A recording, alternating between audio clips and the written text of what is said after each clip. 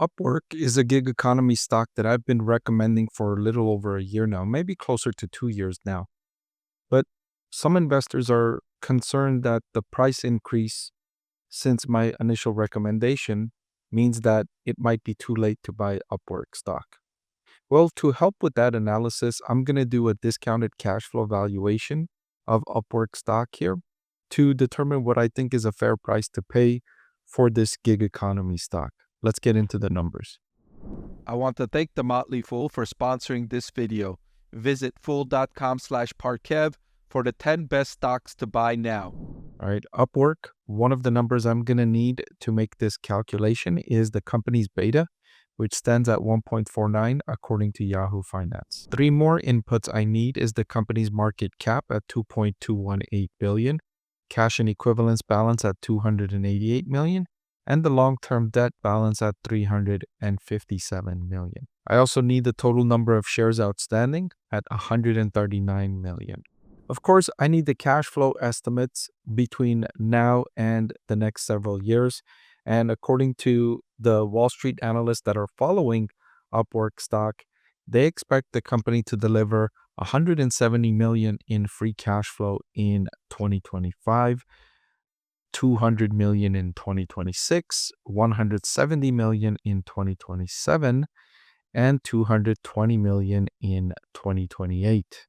Of course, I forgot to share with you the free cash flow for 2024, which is expected to be 190 million when the full year is completed on December 31st, 2024. All right, now that I have all the inputs I need, I can go ahead and share with you my valuation model for Upwork.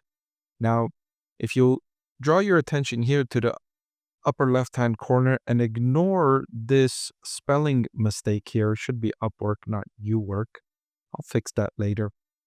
The 190 million in free cash flow in 2024, small decrease expected to 170 million in 2025, then increasing to 200 million in 2026, another small decrease expected in 2027 to 170 million, and then rising to 220 million by 2028. So very modest increases in free cash flow forecasted from Wall Street analysts for Upwork stock. So it's not like Wall Street is super bullish on this company.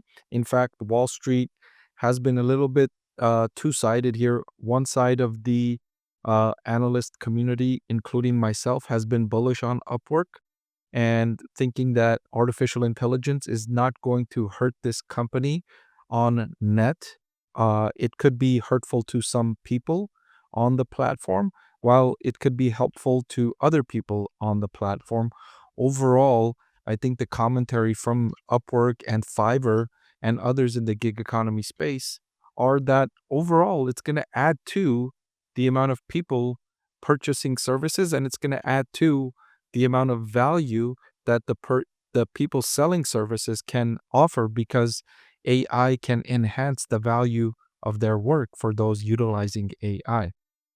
So from the year 2029 to 2034, I'm forecasting the company's free cash flows will grow at a 6.5% rate each year over those several years. Again, not a very robust outlook for increasing free cash flow. I'm expecting modest growth in this company's free cash flow, but I expect this growth to be longer lasting. The trend, the tailwind that's helping Upwork is that employers are looking for more contract work instead of more full-time employment, because it's easier to onboard people for specific jobs and instead of hiring somebody full-time. And so when a company starts getting an increase in demand and an increase in service expectation, instead of going out and hiring somebody full-time, before they do that, they might look to some contract work for some time so that they can be more confident this demand will persist. And maybe some of the people that they hire through contract work, they keep them full time because they like their work and they don't see any reason to switch to any other kind of arrangement because it's working well. So I expect this tailwind to persist for Upwork for at least another decade. I suspect a slow transition for companies to hire more in this format because it's also more convenient for workers to have this kind of work where they pick and choose the type of jobs they want, when they want to work, how they want to work, how many hours they want to work.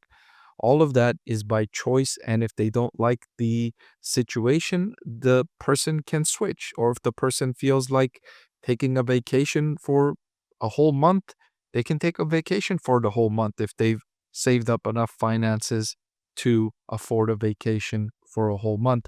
They don't have to go to their employer asking for time off and the employer having control of when the individual can take time off, etc. Right? So for all those reasons, I expect this company's free cash flow to grow over several years more. But since these are free cash flows we're forecasting in the future, we need to discount them back to today.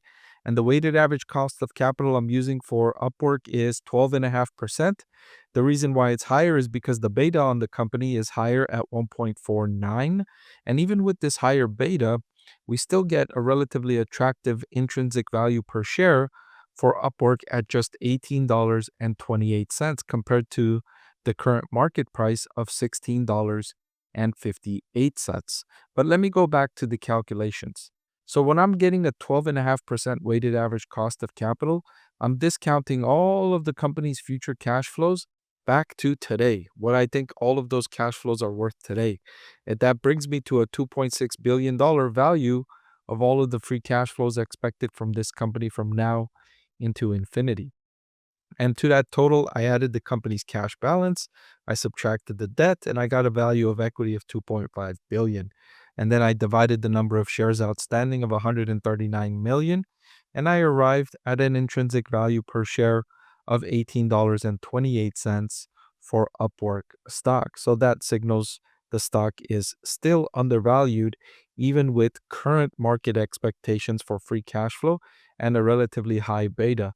In fact, just to share with you how much influence this higher beta has on the valuation, if I lower the beta from 1.49 to 1.25, you'll notice what a big change in price. The price jumps to $22.06 on a beta of 1.25. So it makes a big difference having the beta drop down by even a quarter of a 1%, a quarter of one. And so most companies, when they grow larger, they gravitate towards a beta of 1. I wouldn't be surprised if Upwork's beta over the next 3 and 5 year periods starts to decrease closer to 1.25. And so that's why I did that scenario with the intrinsic value coming in at $22 at a beta of 1.25.